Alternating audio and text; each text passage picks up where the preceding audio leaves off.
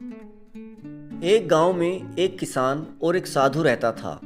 जहां साधु का आश्रम था, उससे थोड़ी ही दूर किसान का खेत भी था।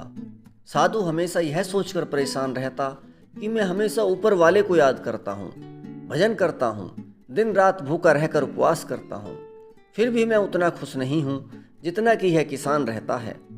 और एक तरफ यह किसान है जो पूरे दिन खेत में काम करता है, हल चलाता है, फिर भी खुशी और चैन से रहता है।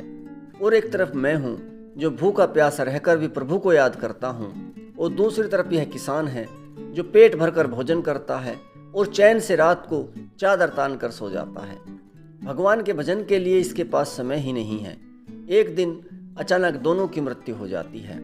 मृत्यु के बाद दोनों यमलोक पहुंचे तो धर्मराज ने साधु को नरक और किसान को स्वर्ग भेजने का आदेश दिया।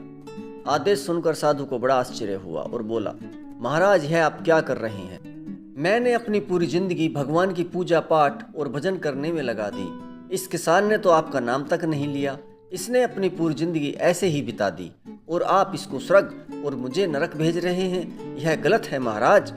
साधु की बात सुनकर धर्मराज बोले, साधु, तू आश्रम में रहकर हमेशा इसके सुख के बारे में सोचता रहता था और कभी कभी तो इसी बात को लेकर दुखी भी होता था कि यह किसान न तो भगवान का नाम लेता है और न ही कोई उपवास व्रत करता है, फिर भी इतना सुखी कैसे है?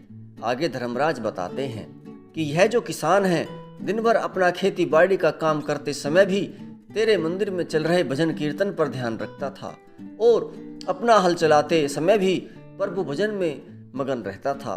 यह तेरी तरह दिखावा नहीं करता था, इसलिए इसने अपने नित्य कर्म के साथ साथ भगवान का ध्यान भी किया।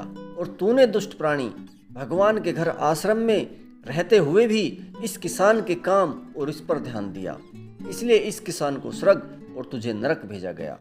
साधु धर्मराज की बात सुनकर संतुष्ट हुआ और उसे अपनी गलती का एहसास हुआ।